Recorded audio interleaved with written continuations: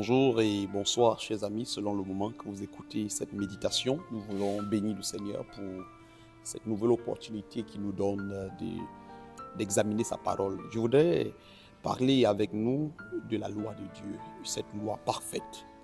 Vous savez, la loi de Dieu telle qu'elle est présentée dans la parole de Dieu a de vastes exigences. Et chaque exigence de la loi de Dieu, d'ailleurs, elle est juste, elle est bonne, elle est parfaite. Elle est sainte et elle atteint aujourd'hui les pensées, les sentiments même de notre cœur. C'est pourquoi la loi de Dieu est l'une des choses qui vient produire la conviction même du péché et nous permet de reconnaître justement notre transgression. La loi de Dieu, vous allez nous rendre compte qu'elle ne concerne pas seulement la conduite extérieure, mais la loi de Dieu est là.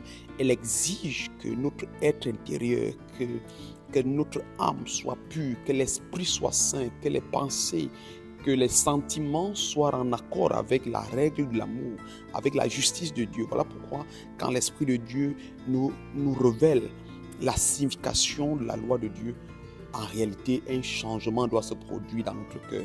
La Bible nous enseigne que le prophète Nathan, après qu'il fit reconnaître à David ses péchés, et que David va prendre la résolution de se détacher justement de ses fautes. David va accepter le conseil avec douceur et la Bible dit qu'il va s'humilier devant Dieu. Et il va déclarer, nous sommes dans le psaume 19, le verset 8 à 15. Il dit, la loi de l'Éternel est parfaite, elle restaure l'âme. Les enseignements de l'Éternel sont vrais. Ils donnent la sagesse aux simples. Les préceptes de l'Éternel sont droits.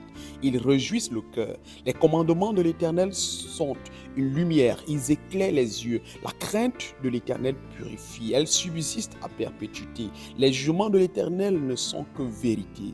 Ils sont tous également justes. Ils sont plus désirables que l'or, même que beaucoup d'or fin, plus doux que le miel, que le sucre même des rayons de miel. Aussi ton serviteur est-il éclairé par eux.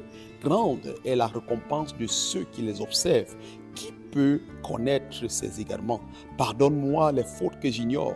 Préserve aussi ton serviteur des péchés volontaires, que je ne sois pas leurs esclaves. Alors je serai sans reproche et pur de grands péchés. Que les paroles de ma bouche et la méditation de mon cœur te soient agréables. Ô Éternel, mon rocher et mon rédempteur. Oui, c'est une parole de David.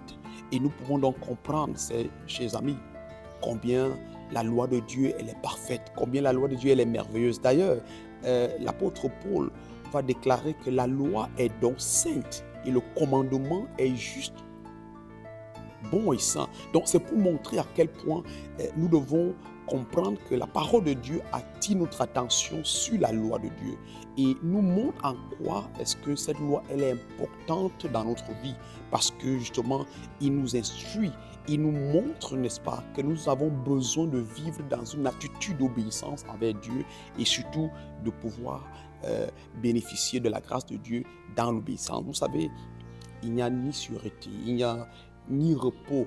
D'ailleurs, il n'y a pas de justification dans la transgression de la loi de Dieu. Aucun homme d'ailleurs ne peut espérer être trouvé innocent devant Dieu, en paix devant Dieu par les mérites du Christ, s'il continue à insister ou alors à persister dans son péché. Voilà pourquoi nous devons mettre fin à nos transgressions et devenir des hommes et des femmes loyaux et sincères avec Dieu. Vous savez, quand le pécheur se regarde dans le grand miroir moral qu'est la loi de Dieu, il va sans doute apercevoir ses défauts de caractère. Il se voit tel qu'il est.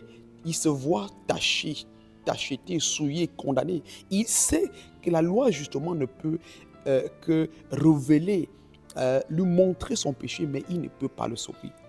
C'est la raison pour laquelle la loi de Dieu, en réalité, est un pédagogue.